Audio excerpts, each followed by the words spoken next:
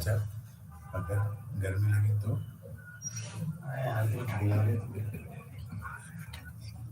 इसके सामने बोलना पड़ता है ना।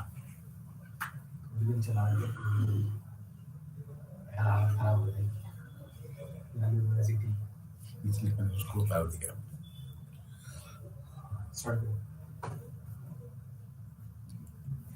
Good morning, learners and viewers. Welcome to the session of Operations Management MMPO 003. Today we will be discussing about bill of materials,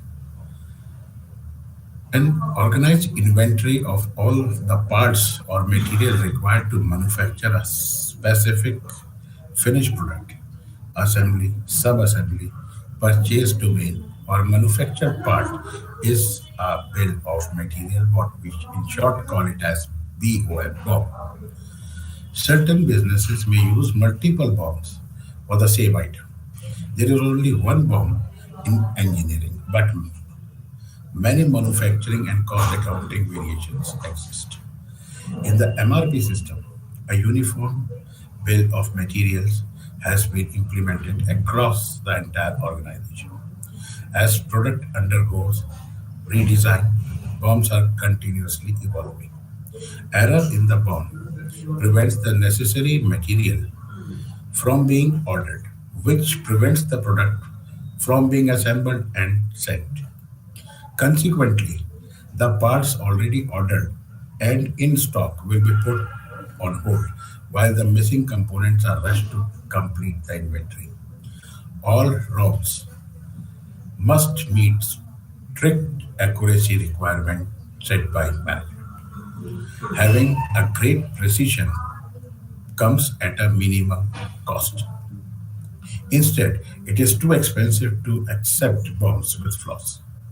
An item record of product construction is given, including all the information for assembly, along with the required quantity and the work centers responsible for each phase. The BOMs describe each subcomponent items, where it goes in each finished unit, how much there is and how they are created. It is one of the three primary inputs of MRP. It is a list of parts or components required for producing the final product, showing all the details of its required quantity at every level of its part assembly or sub-assembly. The visual description of the requirements in a bill of materials, where all components are listed, is called product structure tree. The final product is generally designated by O level, while the raw material stage at the 10th level in BOM. Here we see how this is the exemplary product structure tree showing levels of BOM. From here we see that at the ninth part it is procurement of the material, raw material. Then later on, as it is moving from left to right towards zero, there it is being processed at different levels, different sub-assemblies are formed, and then it comes at the one level, we can say that it comes to the final assembly and inspection. For a better understanding of PST and BOM, we take up an example of clipboard. General assembly clipboard components, their product structure tree, and the bill of material is shown below. Here we see that there are press board one, the raw. Then comes we want clip, we want bottom clip, then we want two pivots and a spring, and two rivets to hold the pivot. At level 1, at level 2 basically starts from 2 to 0. At level 2 we want bottom clip, top clip, pivot, spring. Later on, as we move further, we want press board, clip assembly, and riveting is done. And then at level 0, the final clipboard is ready. That means it is basically a component. What are the components required for forming up a clipboard, and what is the sequence of the operations for completing the clipboard. Finally, the bill of materials for the clipboard is prepared and it's shown. We want this assembly level quantity. So we will start from level 2, which is at the bottom. We need a spring that is of level 2 and we need a single quantity of it. As from bottom to top we move pivot, bottom clip, top clip, rivets, clip assembly, press board, and then we move to clipboard that is the 0 level, and we have a complete one quantity of the clipboard. Inventory records. It contains comprehensive documentation of lead times, safety stock levels, available quantities, and lead time for each component of the product structure.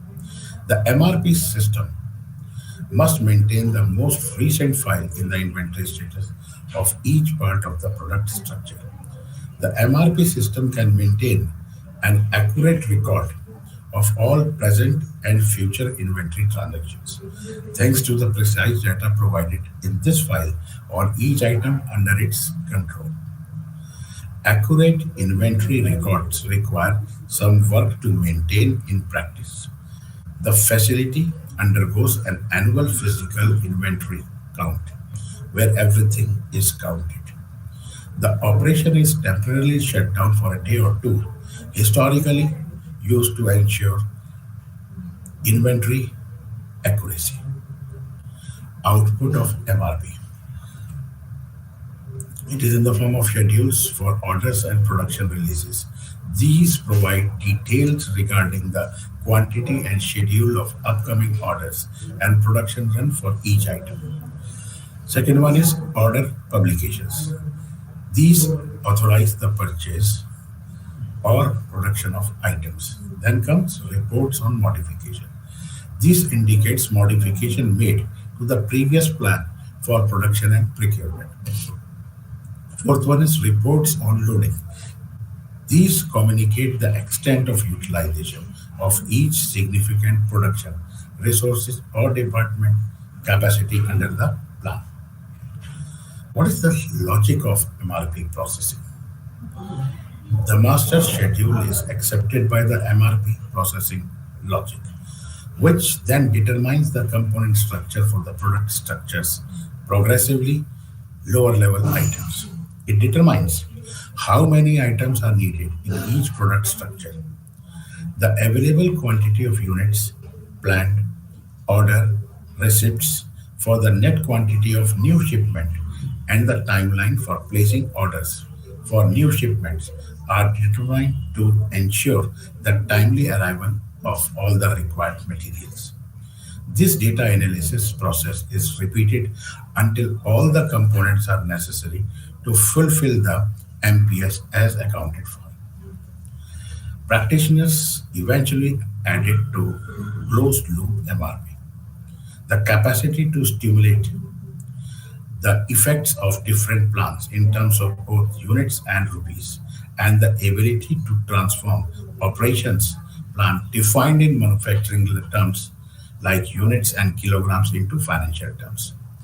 A manufacturing company needs to plan for production and materials to prosper.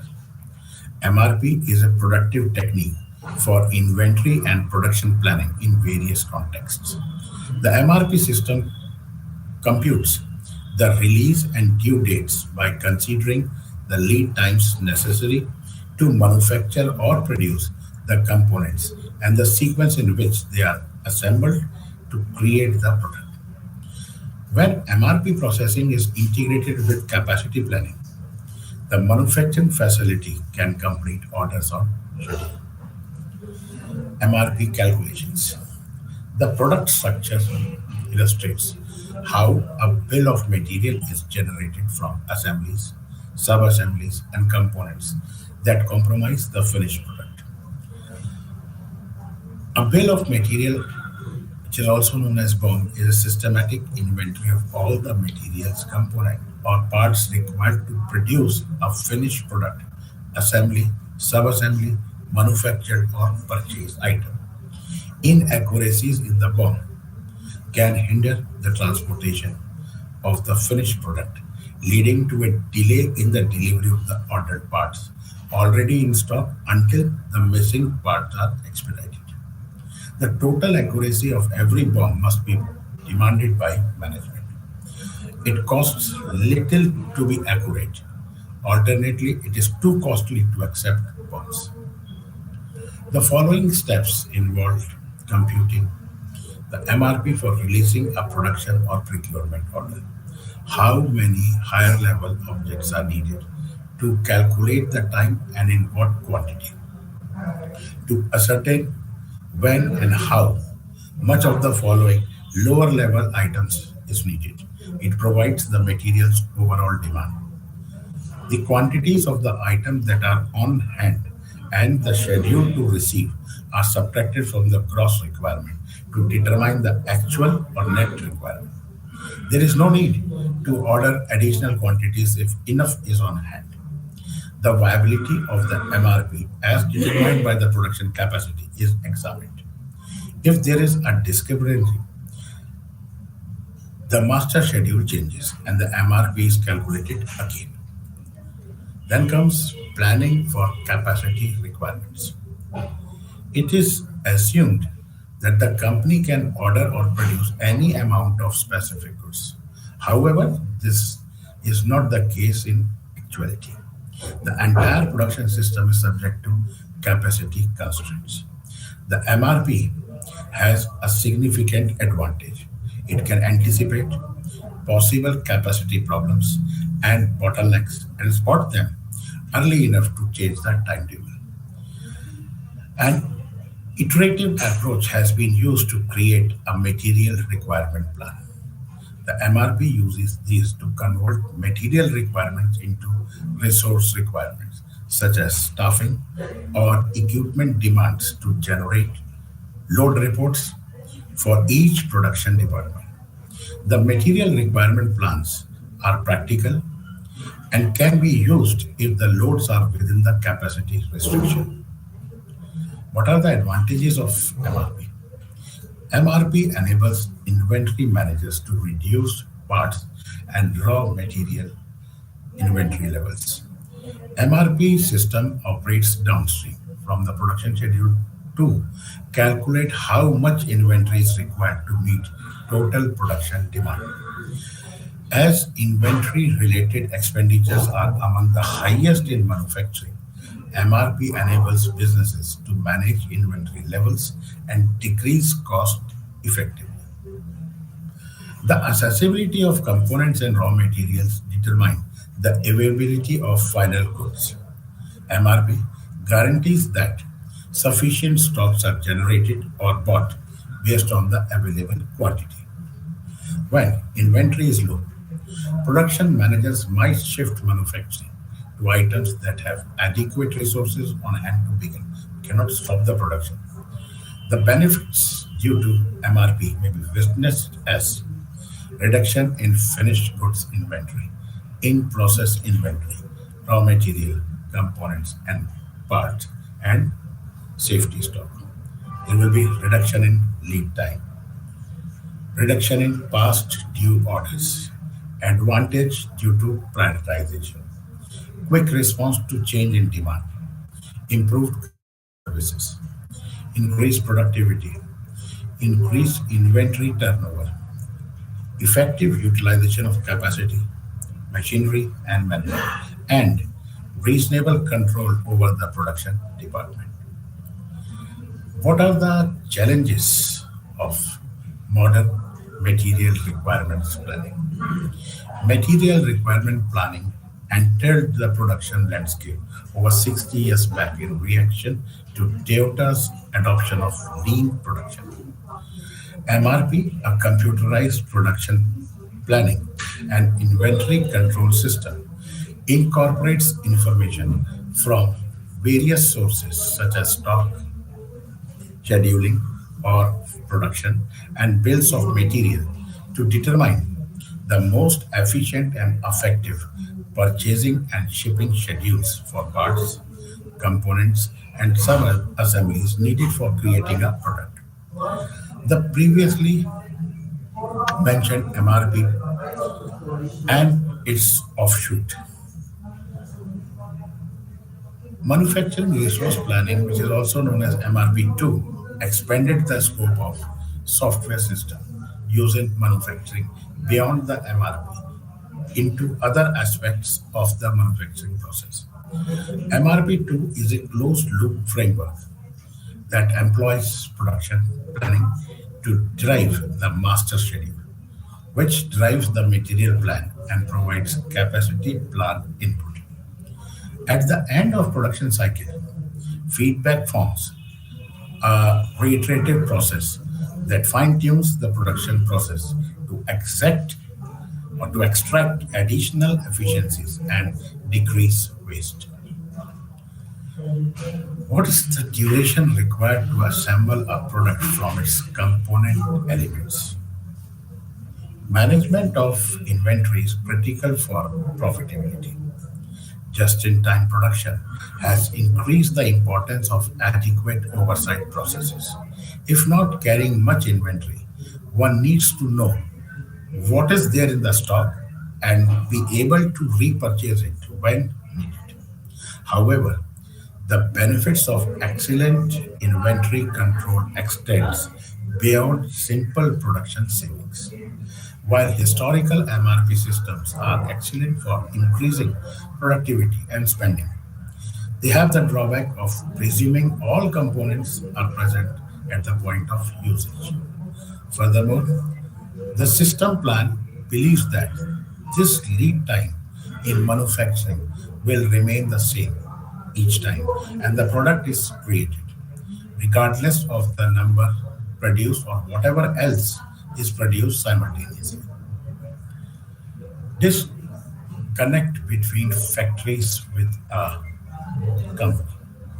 There is a need to have more than material requirement planning system to maintain every inventory and enable simplified interaction when factories have developed. To accommodate needs, there are many storage spaces and production facilities. The impact on the factory is clear: insufficient access to resources halts output. At the same time, too much raw material will result in increased purchase and storage expenses. To facilitate communication among numerous manufacturing facilities inside a company and those of suppliers, distributors, and resellers, digital transformation will be required. Think about implementing a system that provides real time visibility and communication about interruptions. When the correct tool, one can automate activities and collect data by undertaking root cause analysis, that is RCA, for continuous improvement. What are the limitations of MRP? Because MRP is demand oriented, it can harm an organization that only partially relies on demand forecasting. Adjustment is flexible and consistent.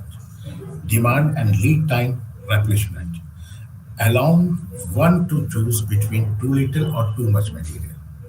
This is why firms with relatively simple activities may be a better fit for MRP systems than facilities with more complicated activities.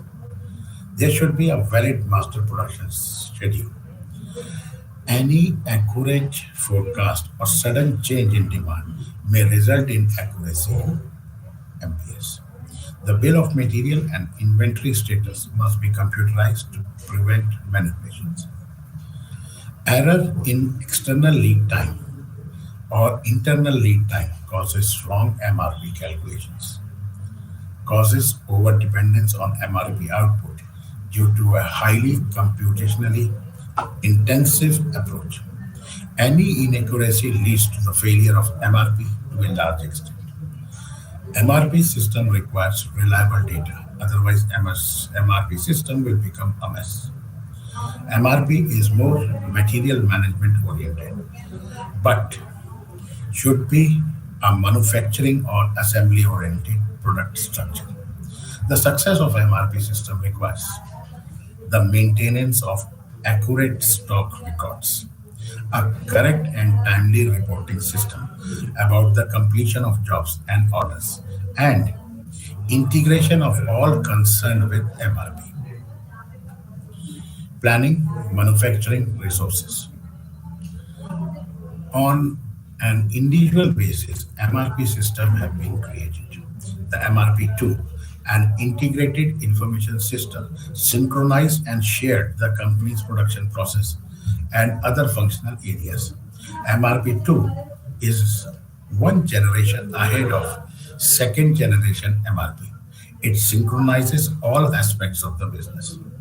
MRP2 system unifies sales, purchasing, manufacturing, finance, and engineering through a whole production plan and a single database to coordinate and update activities throughout the organization. The increased likelihood justifies collaboration between these functional areas to produce a successful plan. The fact that each functional area participated in the plan's creation also ensures that they fully comprehend it and are motivated to work towards achieving it. Regular updates to a preliminary plan are required basis on assessing the availability of various resources. Material requirement planning is currently used to generate material and program requirements. The management must next perform in-depth planning for capacity requirements to ascertain whether these capacity requirements have been met or not. The master production schedule can be modified as needed. MRP versus just in time, that is JIT. MRP and JIT exhibit numerous contrasts. Some of these includes inventory level, lot sizes, setups, queues, vendors, quality, equipment maintenance, lead time, and staff, which can be used to explain the differences. Planning philosophy is used in MRP. The emphasis is on creating a solid material plan and executing it. Just in time, on other hand, aims to cut waste. It is achieved through reducing inventory, identifying problems, and moving products through the factory. MRP system assures the existence of the plan, whereas GIT does not do it. MRP relies on technology and complex information process, while just in time utilizes a simple visual control technique. MRP creates a ton of paperwork and runs the facility, including shop orders, purchase orders, exception note, and many other documents. Just in time uses Kanban card to complete shop and procurement orders. JIT needs a little documentation and does not require any computerization. For JIT, a master schedule that is constant from day to day and hour to hour is required. Master schedule that MRP uses is quite adaptable. The objectives of JIT are quick setup times and small lot sizes. MRP makes setup assumptions. In conventional MRP methods, long runs and long lot sizes are favored, while JIT emphasizes the importance of vendor involvement and long term cooperation with frequent deliveries expected. MRP regards vendors as competitors, whereas JIT considers them as a part of the team. JIT workers require produce high quality items on a JIT basis to support subsequent processes. Employees are expected to improve output and quality and participate in problem solving. The MRP system includes controlled employees directed towards a specific goal. Their responsibility is to execute the plan. MRP and JIT systems differ, although they each have a particular uses. In repetitive production, JIT arguably yields the best result. MRP system work well when a show is non-repetitive and occurs in a job shop or small batch setting. Now we move to block 4, which is related to issues in operations management. We will start with Six Sigma quality control. To increase the profit, increasing the sales price is not the only way. But it is undoubtedly true that the best way is to cost cutting while manufacturing through continuous improvement in the company's operations. The production of quality products and services demands the requirement of monitoring processes to ensure that they are indeed producing a quality output. Acceptance sampling, statistical process control, that is SPC, charts or statistical quality control, that is SQC charts, are excellent techniques for accomplishing this requirement. We will start with SQC, that is statistical quality control. Statistical quality control is carried out using charts and graphs that displays pictorially what is happening in a process. It is a graphical representation of the variations of a process charted in the order of occurrence. SQC focuses on several benefits such as controlling the process, getting insight about the process, monitoring the process by observing its performance, identifying variations and or the particular type of variations, monitoring and reducing the variations, determining the process capability, and identifying the presence of trends, shifts, and other patterns in the process. This was first developed by Walter Shewhart in 1924. The techniques of SQC are applied in two directions as statistical process control and acceptance sampling. The classification of SQC. SQC is subdivided into two, that is attribute data and variable data. When we talk about attribute data, this again is classified in two, that is defects unlimited, defects limited, and defectives. For that, which tool is used? For defects unlimited, we use either C chart or U chart.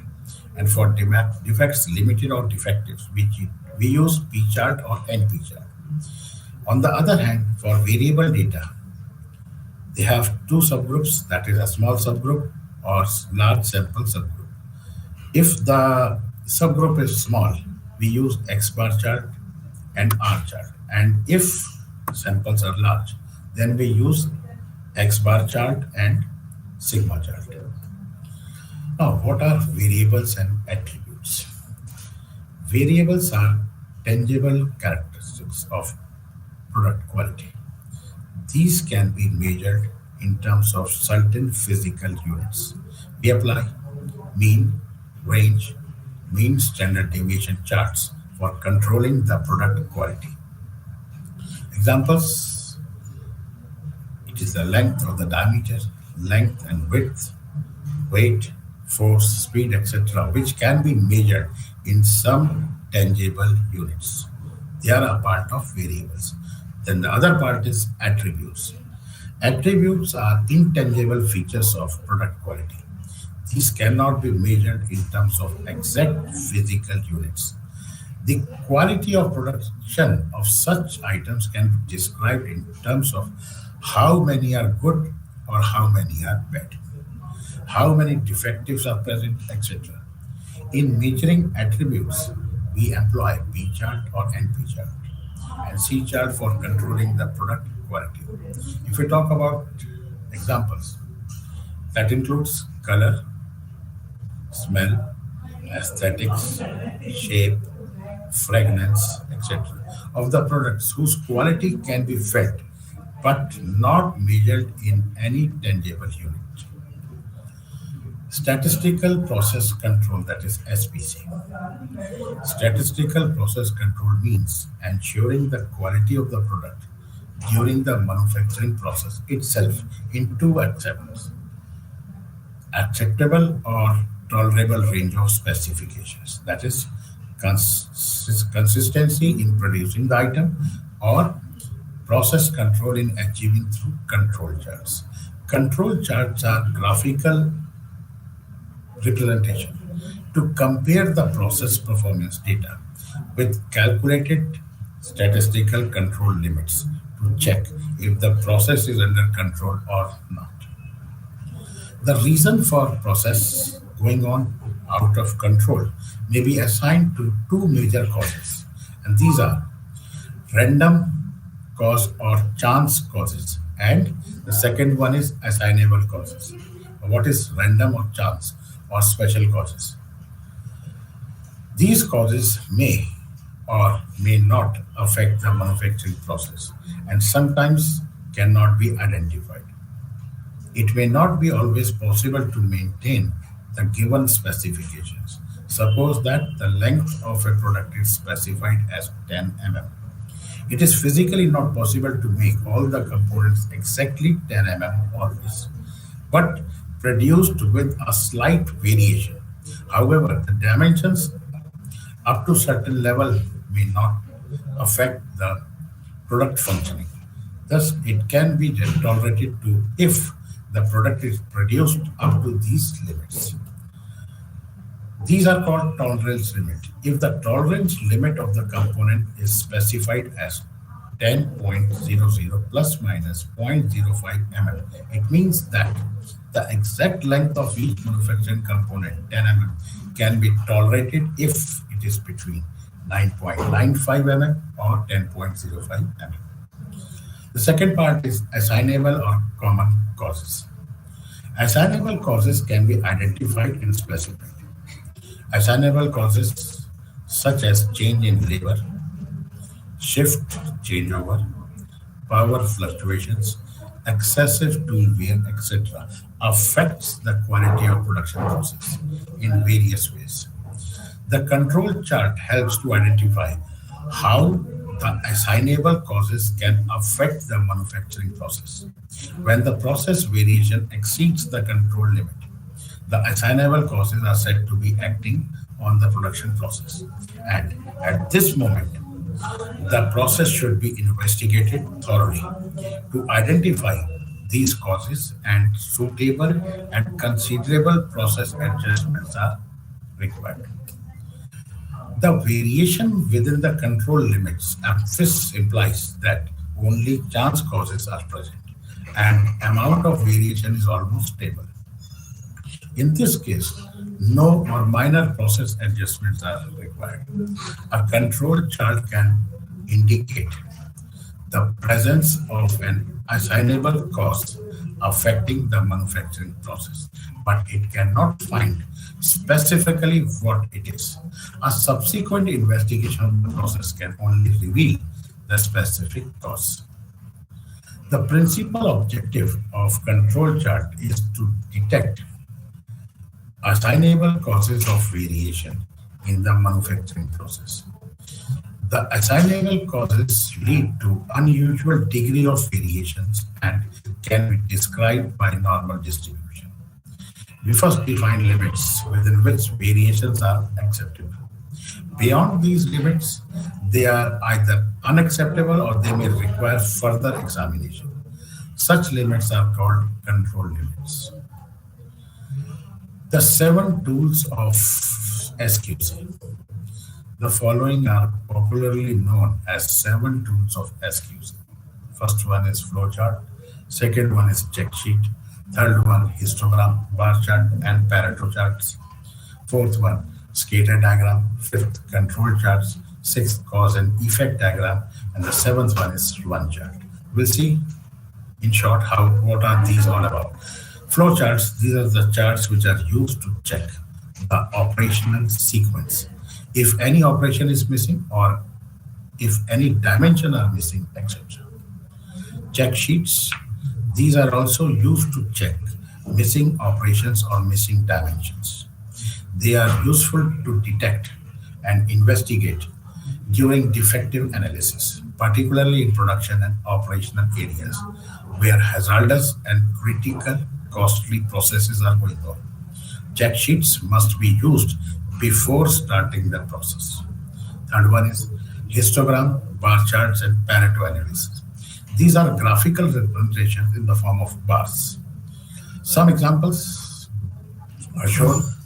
These are used to identify the causes and analyze the defects.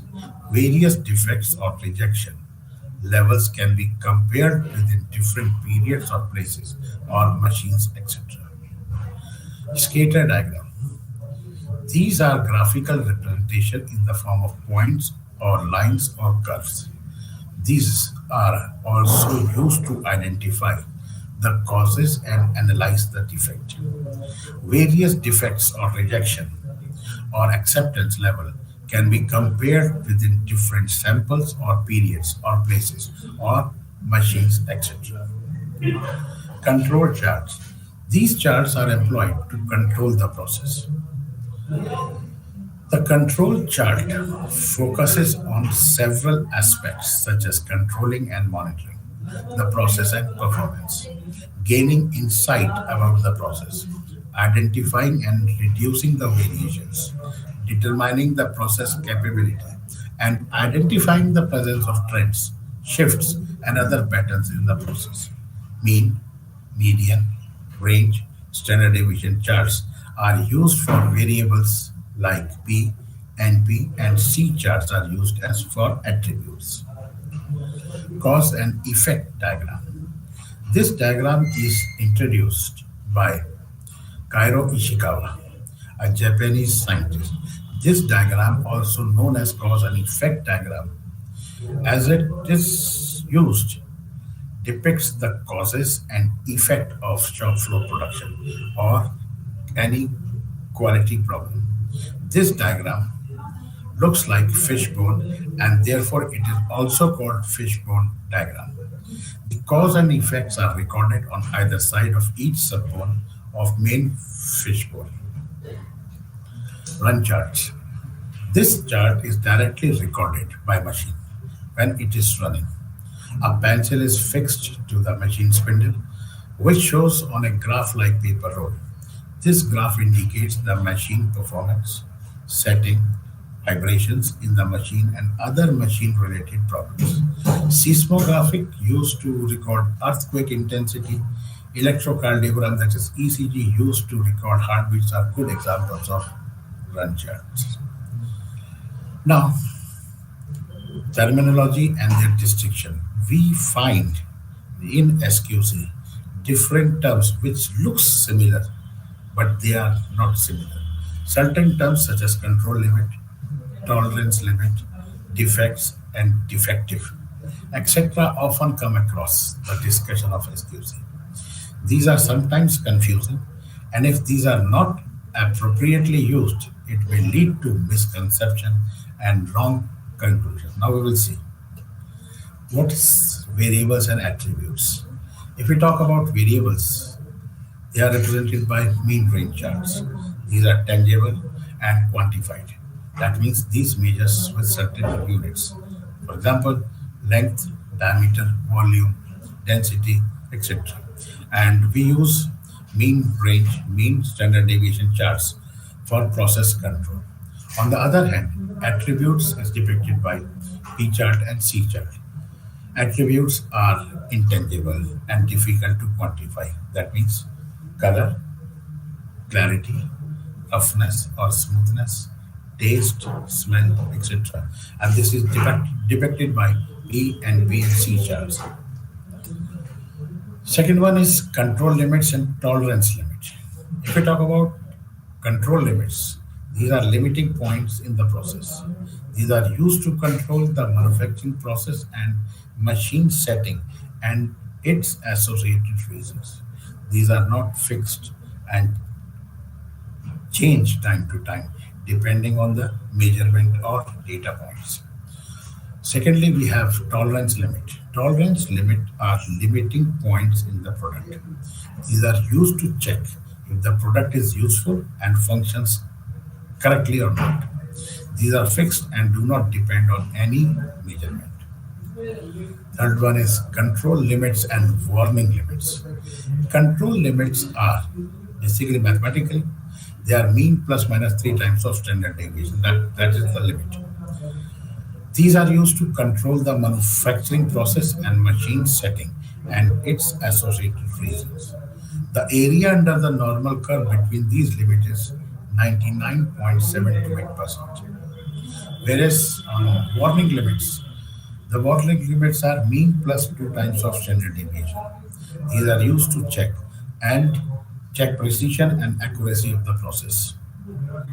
These are under the normal distribution curve with the limit of 95.45. Control limits and confidence limit.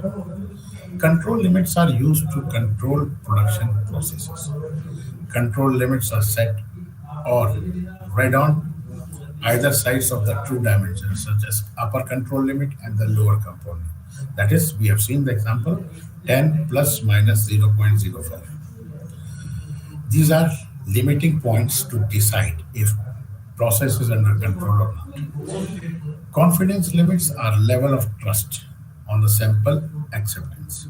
Confidence limit is only 1 point, such as 90.99 or 0.95. A confidence level refers to the probability that the value of measurement or parameter is correct. Defect and defective. Defect is an error or mistake or non-conforming to specifications or poor function. Defects are counted on individual items and defects are focally featured. If we talk about defective, defective is an item or product or system that contains defect or defects. Defective are counted in a lot or sample. And normally, defectives are focal in C chart. Now, how the evolution of Six Sigma took place? Six Sigma evolved from management concept developed in United States in the line with Japanese management breakthroughs to total quality efforts in 1980s. More clearly, the Six Sigma was born in Motorola, late 20th century. However, the real impact was witnessed by significantly positive results obtained by the companies such as Motorola, GE, Johnson and Johnson, and American Express, etc. As we all know, sigma is taken from a Greek alphabet and is used in statistics as a measure to denote the standard variation in a process. A defect is anything that results in customer dissatisfaction, such as defective component, wrong shipment, delayed deliveries, high cycle time, missed call, and so forth. A sigma value indicates how often defects are likely to occur. As sigma increases, cost of poor quality goes down, while profitability, productivity, and customer satisfaction go up. What are the objectives of Six Sigma? Six Sigma is basically a threefold activity. It reduces defect, reduces cycle time, and enhance customer satisfaction. Process capability. This refers to the ability to achieve measurable results from a combination of machines, tools, methods, materials, and people engaged in production. To understand the concept of process capability, it is important to understand the physical construction of the control chart and its relationship with the normal curve. A normal curve is the basis of statistical process control. What are the uses of process control information?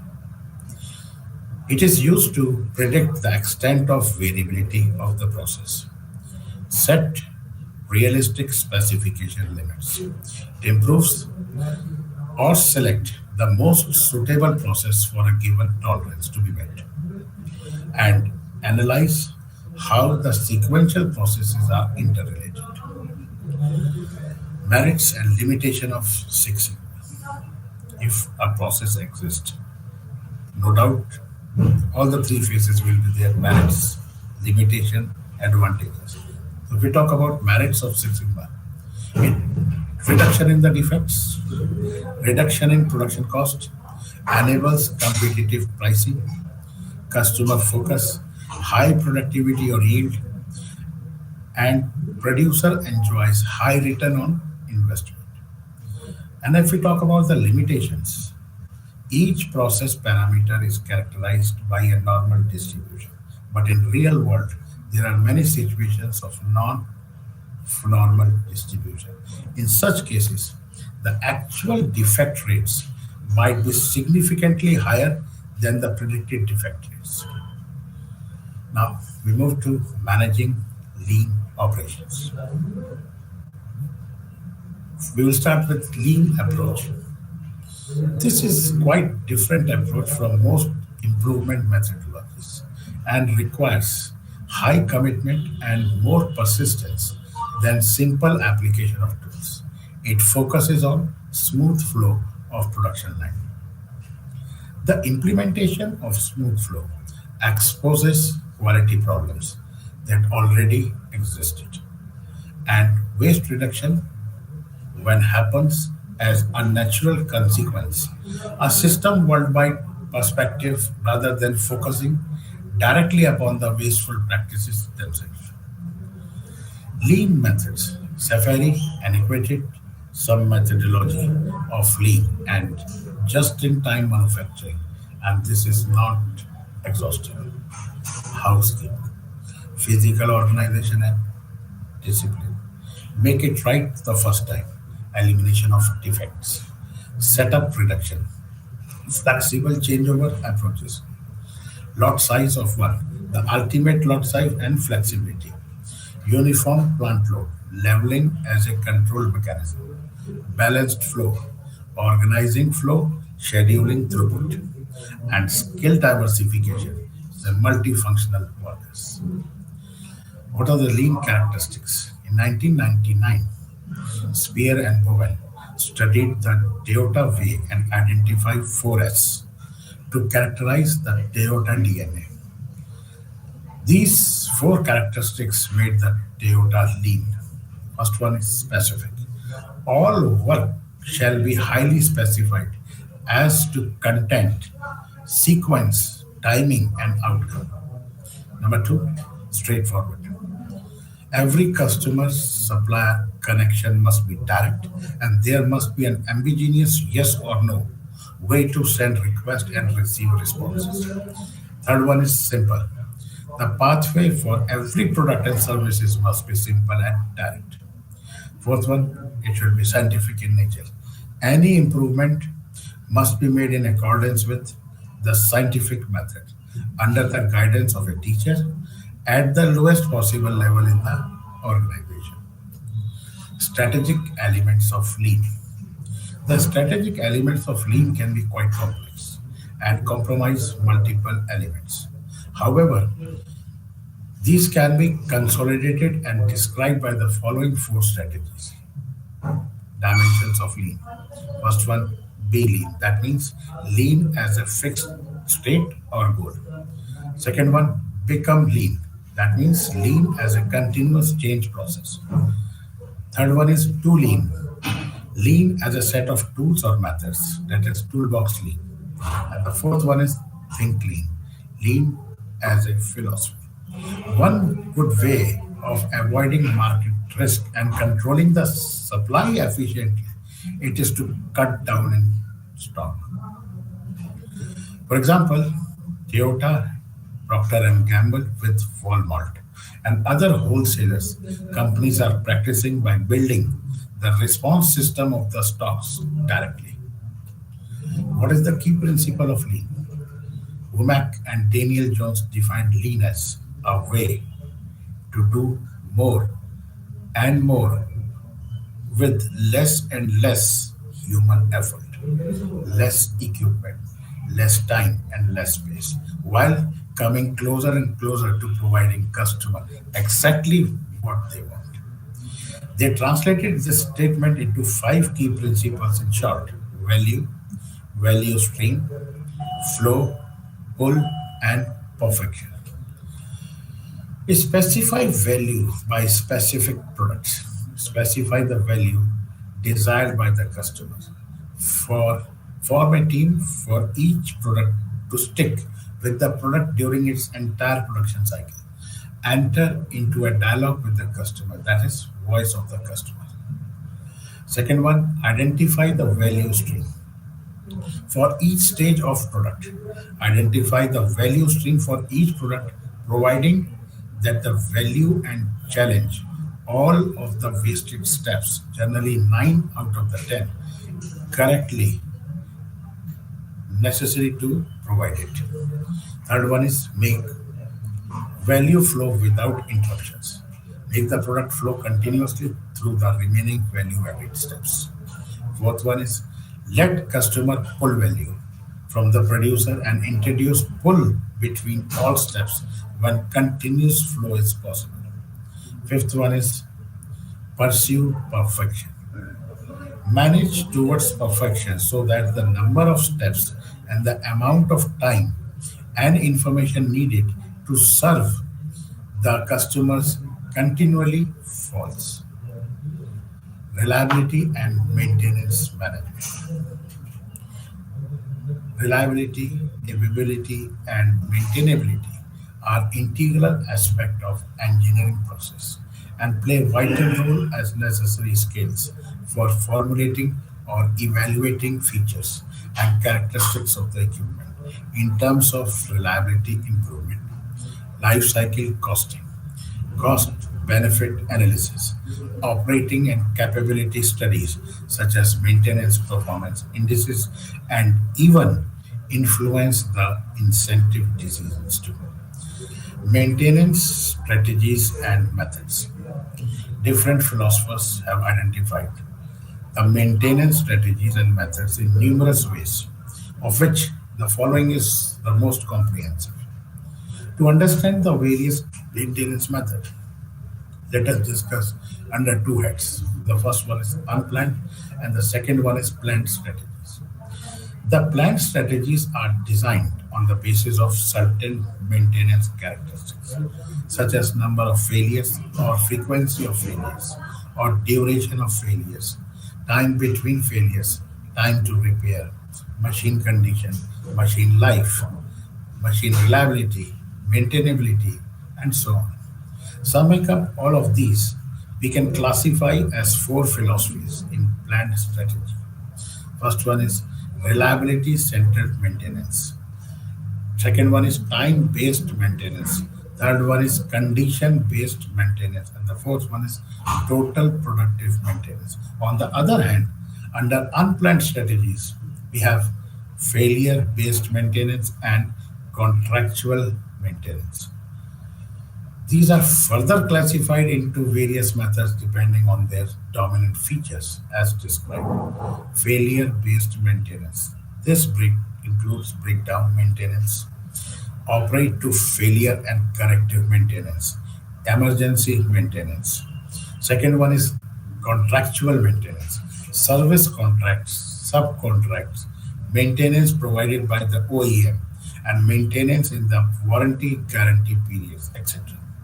The third one is reliability centered maintenance, which includes maintenance prevention, design out maintenance, productive maintenance, and predictive maintenance. Fourth one is time based maintenance. This includes preventive maintenance, scheduled maintenance, shutdown maintenance, and planned maintenance. Fifth one is condition based maintenance, which includes dynamic predictive maintenance or condition based maintenance. Sixth one is total productive maintenance, that is TPM, which includes TPM, Tarot technology, and physical asset management. Now, what is the actual distinction between breakdown maintenance and emergency maintenance? If we talk about the aspect, it includes the response time, preventive effort, manpower management, and areas of application where they are applied. If we talk about breakdown maintenance, it is a slow response. No efforts are made to prevent failures before or during the failure is occurring.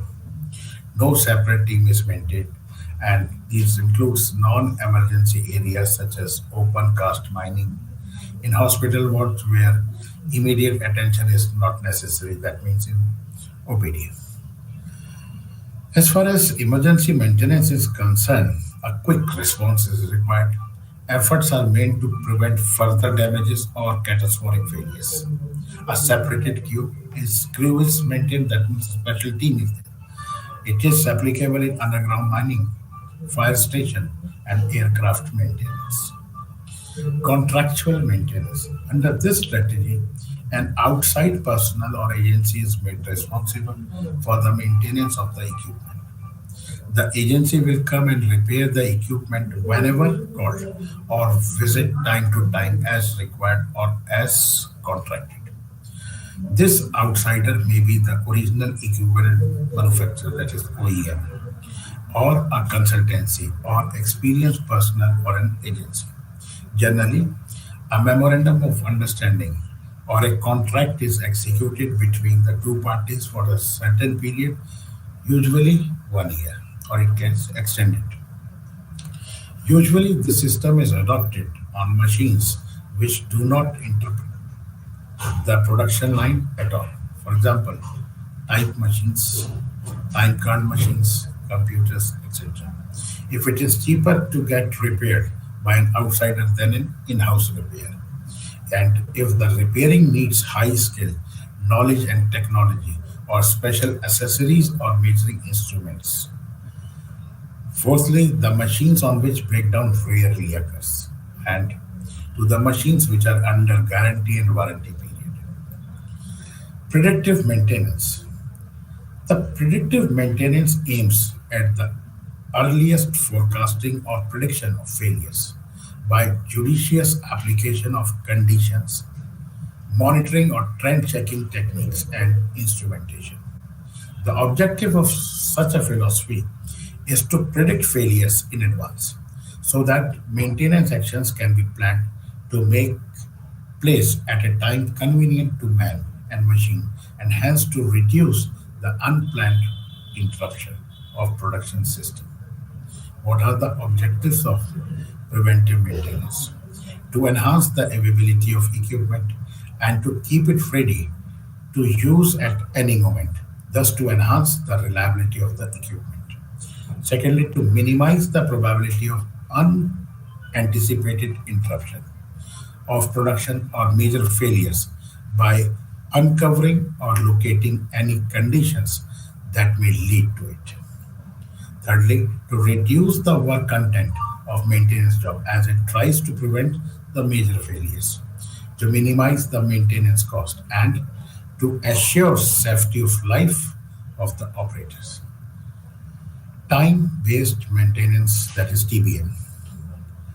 Before selecting the right policy of maintenance, it is essential to fix up the basis, such as the failure or the time or the reliability or the condition of the machine.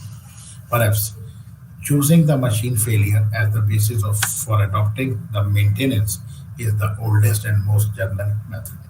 However, on analyzing the failures, it is found that mostly the failures can be fitted in some regular patterns such as normal or Poisson distribution, etc. Based on the frequency of occurrence of these failures, it is observed that most probable failures are expected to occur at regular intervals. These calculations gave rise to thought of preventing the failures since they are expected to occur regularly or at a specific interval. What are the factors influencing the selection of maintenance policy or strategy?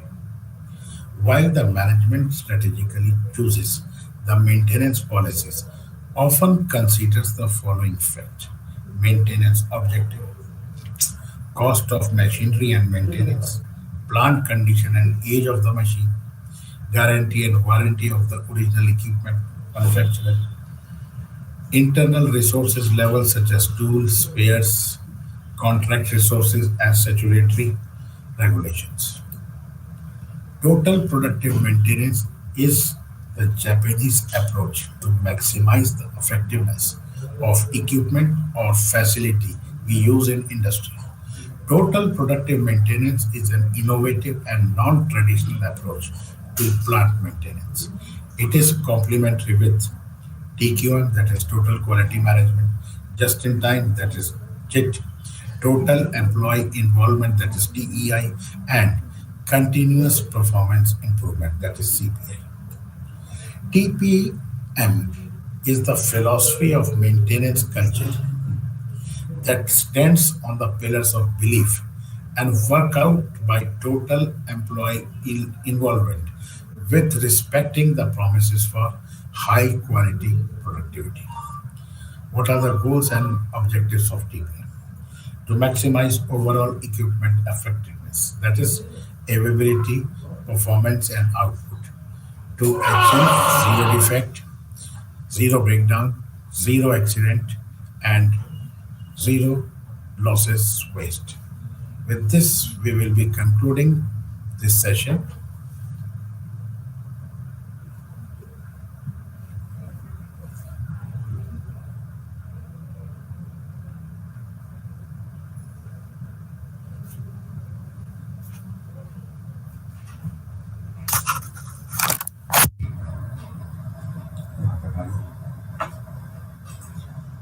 Yes.